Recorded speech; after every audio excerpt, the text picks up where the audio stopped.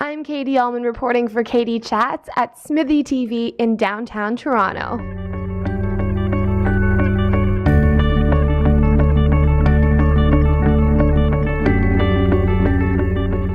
I'm here with filmmaker Ann Shin of The Defectors. How does it feel for you to be nominated for 2 Canadian Screen Awards? It's gratifying. We put a lot of effort into this film, and it required a bunch of people to kind of pull together. It was, a lot of it was filmed undercover, so it's really nice to get it recognized. And typically, when it comes to human smugglers, people have sort of a negative perspective on what that means and the process of it.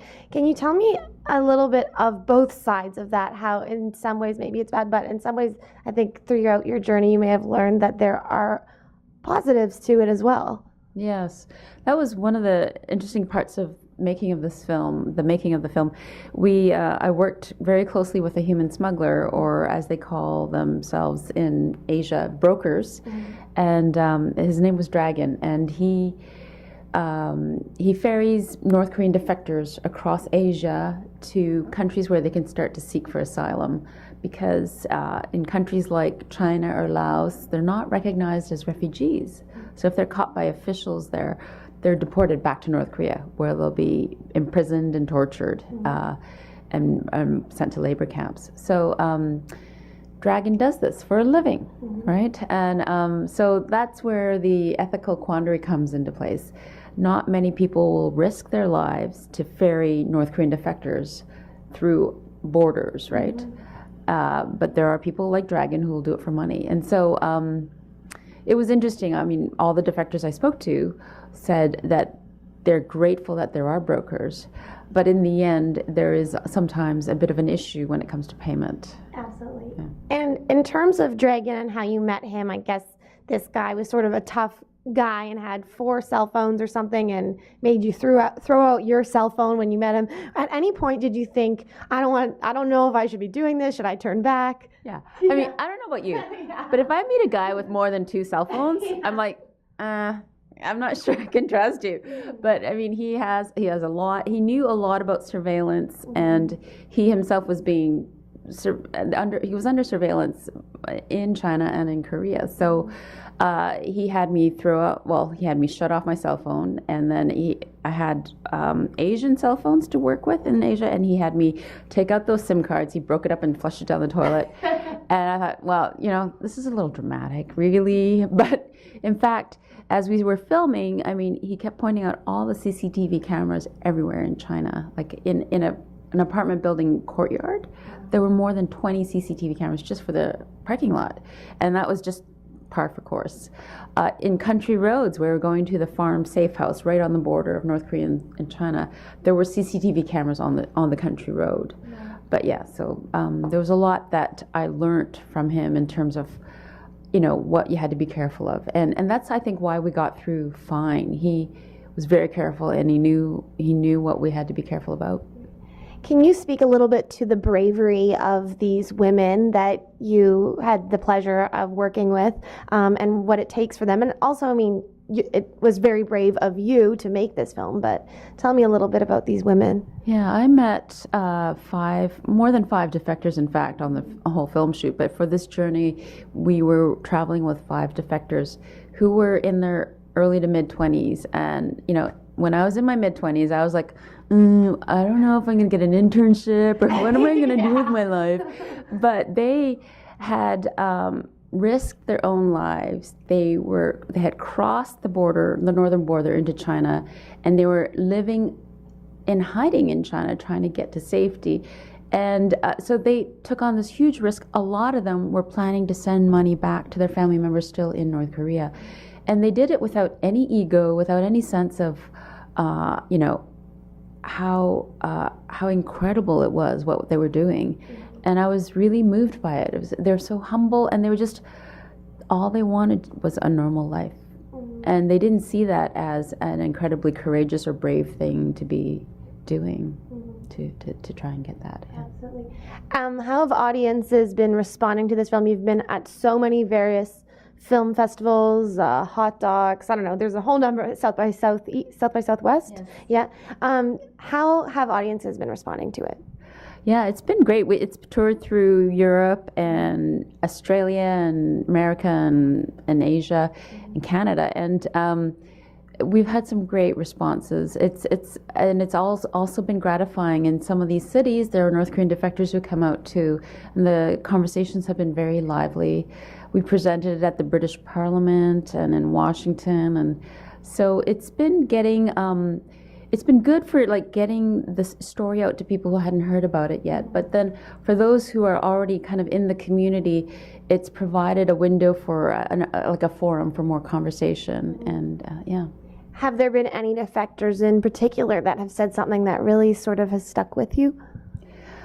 Yeah, I remember one woman standing up after a screening who was a defector, and she said, "This is a good film, but it really didn't tell my story. It didn't tell the story that I know." And in some ways, for a media savvy audience, you're like, "Yeah, of course not. It's one film, right?" But I was really struck by the sense of how like every North Korean defector I've met has an incredibly compelling story, and they want their voices to be heard because they've lived through horrible things, right?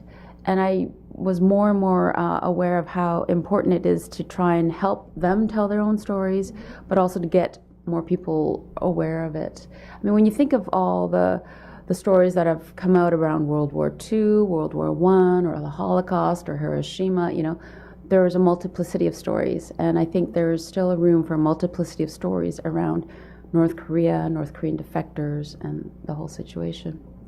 And can you speak to some of the challenges shooting the film in terms of also obscuring the women's, faces, working with your cameraman who did a terrific job? Thanks. Yeah. When we arrived in that safe house by the North Korean border in China,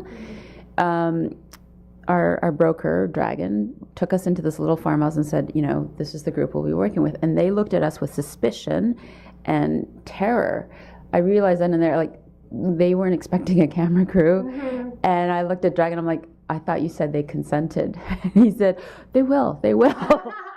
And it was like a nightmare for a documentarian. You're there and you have no subjects, right? They haven't consented. So, I mean, we broke bread. We had congee together, and we sat on this floor of this farmhouse and we started talking.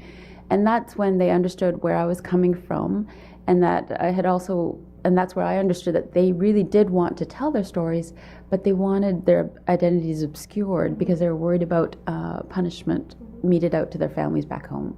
So I promised them that I'd be obscuring their faces, and so we had like over a dozen people tracking their faces and blurring and doing light effects and stuff to do that. And tell me a little bit about your heritage and what sort of compelled you to make this film in the first place. Yeah, I'm of South Korean background. I was born in Canada, but I have a lot of family in Korea still, and I have an aunt and uncle who were, at the time of the Korean War, they were socialists. And so, socialists were seen as being Northern sympathizers, and Democrats were seen as being Southerners, right? And so they were persecuted at the time of the war. They went north and they were seen suspiciously and they were tortured, and so they had to escape back south again. So I lost my uncle because of that time period. He was tortured and he died. And so I always thought that that was just a very graphic kind of moment in history that shows how painful it was for the country to divide. Mm-hmm. And I've always been interested, and it was just a handful of years ago I started researching it and realizing that there were a lot of North Korean defectors coming out. Mm-hmm. Of course, that number's dropped these days. In the past year, the numbers have dropped to 50% because of Kim Jong-il's crackdown on defectors. And what can we do, perhaps, or do you have any ideas on what we can do here to sort of help the situation, to support it, to create awareness? Yeah, I think there's at least 3 things we can do. One is to join any lobbying efforts about human rights abuses in North Korea, because there are these labor camps with hundreds of thousands of people locked in there indefinitely. that are still in operation and have been expanded over the years. So that needs to be addressed, and there's still famine ongoing. Secondly, there are a number of human rights and aid organizations based in Canada and the States that do things like take soy milk to undernourished kids in North Korea, and who also help North Korean defectors. So they're in North America, and we can contribute to their efforts. And thirdly, what I think is maybe most gratifying is to help North Korean defectors who live in your community. There are quite a few in Canada now, and they need some help assimilating. I mean, imagine coming from a completely closed dictatorship where there's been no work to speak of in the rural areas. Like there's been no industry or work because there's no electricity. So they haven't been working for over a decade, and now they're trying to assimilate into, an English-speaking country where you have to, apply for jobs, and you have to present yourself, and there's a whole bunch of stuff that's very difficult for them to kind of wrap their minds around. And if there's a way to reach out and help them on their path. Absolutely. Yeah. And where's the best place for us to find out more information on you and on the film and all of the accolades you've been getting online? Thanks. TheDefectorMovie.com tells about the latest news with the film, and there's links to aid organizations as well as information about screenings and all that kind of thing. Great. Well, thanks so much. Congratulations on a very powerful film, and best of luck at the Canadian Screen Awards. Thanks, Katie. Thanks for having me on. Thanks. I'm Katie Ullman reporting for Katie Chats in downtown Toronto.